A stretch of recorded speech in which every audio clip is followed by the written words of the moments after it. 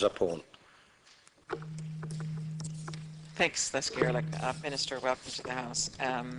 I want to begin by, I suppose, agreeing with just the way Senator McSherry started off, which was to acknowledge the, I think, really very fine work of Minister Noonan, and also assisted by yourself, Minister Hayes. And as you yourself said, too, though, I think, together, the way that you with the government have been operating, there have been some very positive, many positive changes at the macro level. And that what we're hoping for now is that people can begin to feel that in their day-to-day lives. And I think that as Senator Darcy has indicated too, that particularly that gap between those who are working and not working, and that work needs to pay.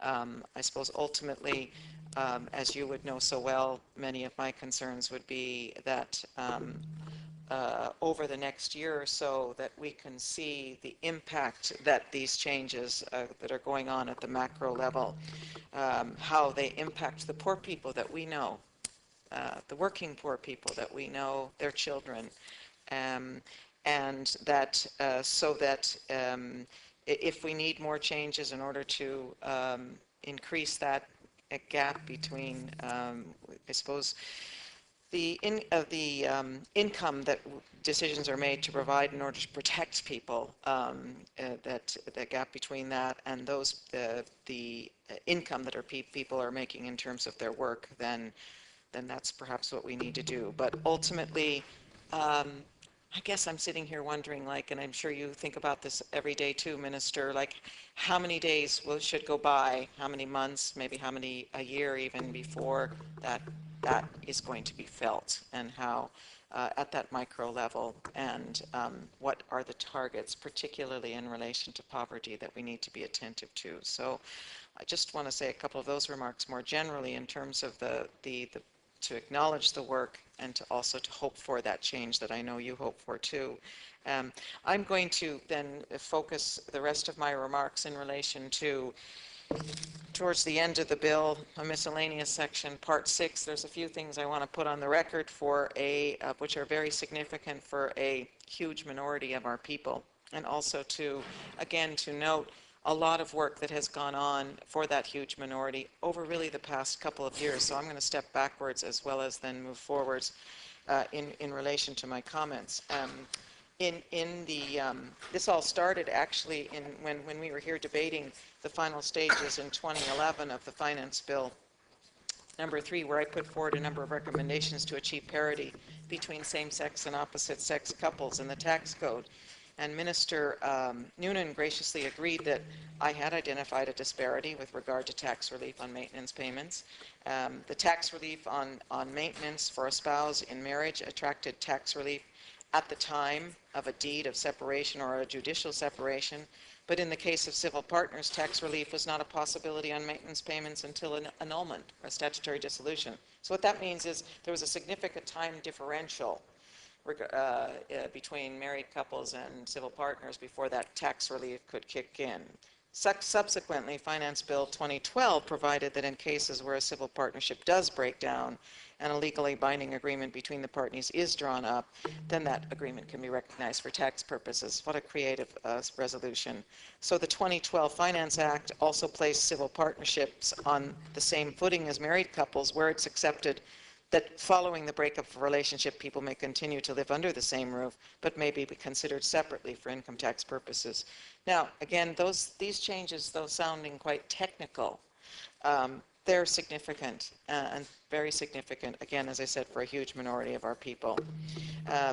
Almost a year after that, during the debate on Finance Bill 2012, I identified then further areas of inequality between civil partnership and civil marriage. And again, Minister Noonan kindly undertook for the remaining gaps to be addressed in as far as constitutionally possible.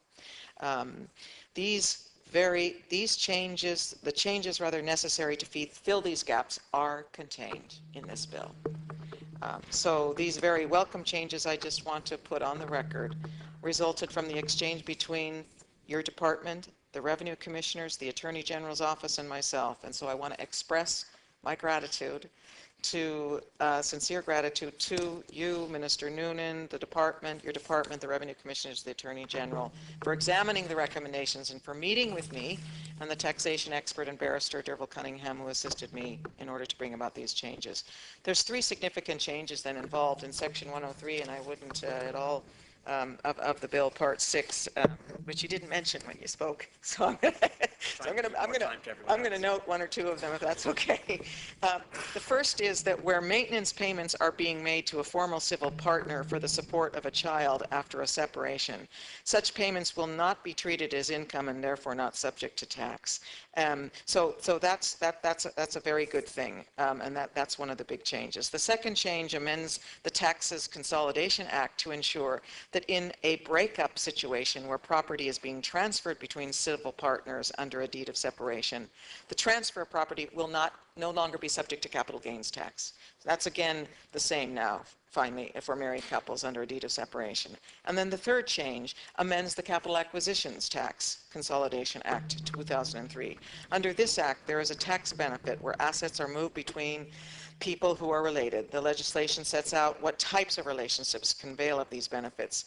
The amendments in this bill includes the civil partner of a person's child. This means that should a person wish to gift assets to the civil partner of their child, that civil partner would receive the gift at a more favorable rate. So this is currently the case for the spouse of a child. All these changes when they kick in, will enable that parity of treatment between civil partners and married couples. And that's a major, major change, achievement, I think, for the government, and I welcome that in relation to this bill.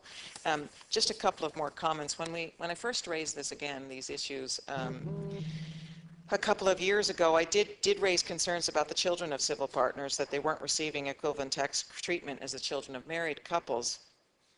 The Civil Partnership Act doesn't recognize a legal relationship between a civil partner, who is a parent, and the non-biological child who they're raising. The Civil Partnership Act doesn't extend the same legal rights or responsibilities to civil partners and their children, which are automatically accorded to married couples. But, you know, it's now interesting to note, I think, that in both Finance Act 2012 and this finance bill as proposed, it acknowledges the relationship between a non-biological child and the parent who's raising them by providing a parity of tax treatment with the child of a married couple. So, Revenue have effectively indicated in all circumstances the tax treatment of children of civil partners should reflect the tax treatment of children, stepchildren, and adopted children of spouses. So again, that's very progressive and to be welcomed. In conclusion, on the issue of constitutionality, which is where we had to kind of work within the parameters of constitutionality in terms of these changes, we don't know yet if marriage equality is prohibited under our Constitution, as the Supreme Court hasn't interpreted on this question. And it may be the case that marriage equality could be provided for by the introduction of legislation. I want to note a bill recently launched by Senator Bacik that would certainly help this process. And in a matter of weeks, as you know, Minister, the Constitutional Convention will examine and vote on the question of marriage equality. But for the moment, we do not currently have